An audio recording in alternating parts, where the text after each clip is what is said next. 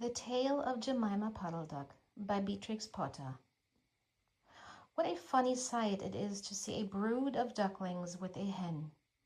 Listen to the story of Jemima Puddle-Duck, who was annoyed because the farmer's wife would not let her hatch her own eggs.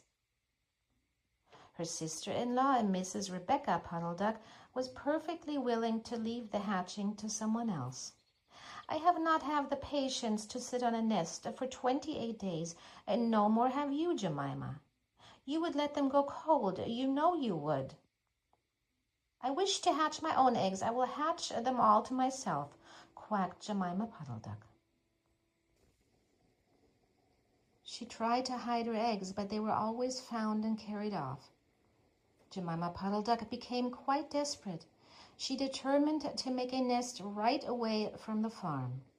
She set off on a fine spring afternoon along the cart road that leads over the hill. She was wearing a shawl and a poke bonnet. When she reached the top of the hill, she saw a wood in the distance. She thought that it looked a safe, quiet spot. Jemima Puddle-Duck was not much in the habit of flying. She ran downhill a few yards, flapping her shawl, and then she jumped off into the air. She flew beautifully when she had got a good start. She skimmed along over the treetops until she saw an open place in the middle of the wood where the trees and brushwood had been cleared. Jemima alighted rather heavily and began to waddle about in search of a convenient, dry nesting place. She rather fancied a tree stump amongst some tall foxgloves. But, seated upon the stump, she was startled to find an elegantly dressed gentleman reading a newspaper. He had black prick ears and sandy-colored whiskers. "Quack," said Jemima Puddle-Duck, with her head and her bonnet on one side. "Quack?" The gentleman raised his eyes above his newspaper and looked curiously at Jemima. "Madam, have you lost your way?" said he. He had a long bushy tail which he was sitting upon as the stump was somewhat damp. Jemima thought him mighty civil and handsome. She explained that she had not lost her way, but that she was trying to find a convenient, dry nesting place. "Ah, is that so, indeed?" said the gentleman with sandy whiskers, looking curiously at Jemima. He folded up the newspaper and put it in his coat-tail pocket. Jemima complained of the superfluous hen. "Indeed, how interesting! I wish I could meet with that fowl. I would teach it to mind its own business. But as to nest, there is no difficulty. I have a sackful of feathers in my woodshed. No, my dear madam, you will be in nobody's way." "You may sit there as long as you like," said the bushy, long-tailed gentleman. He led the way to a very retired, dismal-looking house amongst the foxgloves. It was built of faggots and turf, and there were two broken pails, one on top of another, by way of a chimney.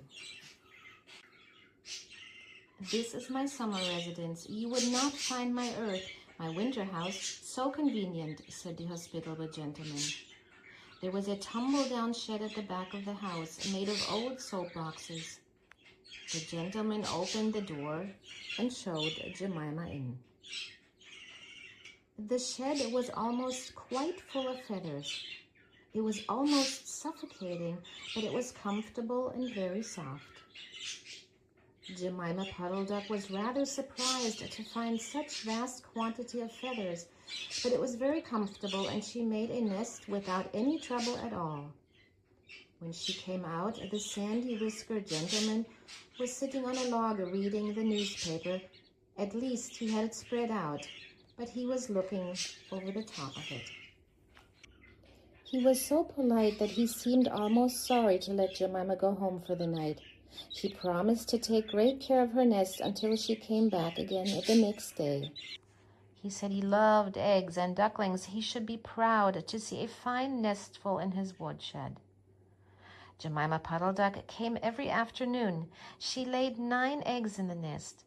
They were greeny white and very large. The foxy gentleman admired them immensely. He used to turn them over and count them when Jemima was not there. At last, Jemima told him that she intended to begin to sit next day. "And I will bring a bag of corn with me so that I would never leave my nest until the eggs are hatched. They might catch cold," said the conscientious Jemima. "Madam, I beg you not trouble yourself with the bag. I will provide oats. But before you commence your tedious sitting, I intend to give you a treat. Let us have a dinner party all to ourselves. May I ask you to bring up some herbs from the garden to make a savory omelet? Sage and thyme and mint and 2 onions and some parsley. I will provide lard for the stuff, lard for the omelet," said the hospitable gentleman with sandy whiskers. Jemima Puddle-Duck was a simpleton. Not even the mention of sage and onions made her suspicious. She went round the farm garden, nibbling off snippets of all the different sorts of herbs that are used for stuffing roast duck.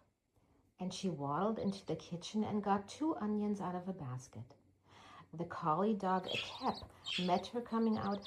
"What are you doing with those onions? Where do you go every afternoon by yourself, Jemima Puddle-Duck?" Jemima was rather in awe of the collie. She told him the whole story.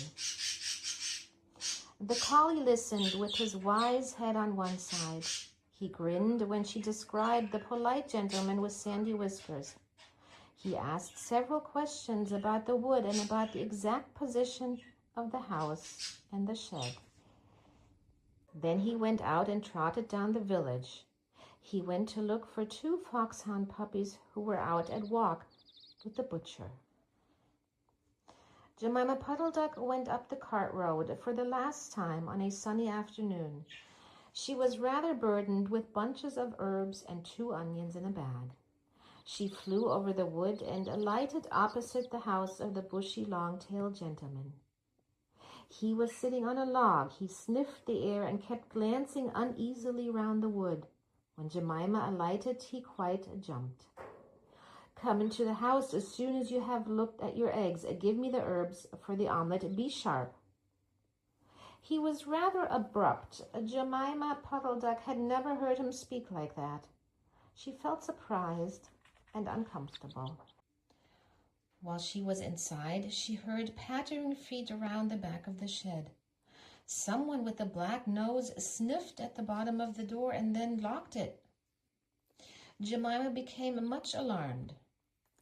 A moment afterwards, there were most awful noises, barking, baying, growls and howls, squealing and groans. And nothing more was ever seen of that foxy-whiskered gentleman. Presently, Kep opened the door of the shed and let out Jemima Puddle-Duck. Unfortunately, the puppies rushed in and gobbled up all the eggs before he could stop them. She laid some more in June, and she was permitted to keep them herself, but only 4 of them hatched. Jemima Puddle-Duck said that it was because of her nerves, but she had always been a bad sitter.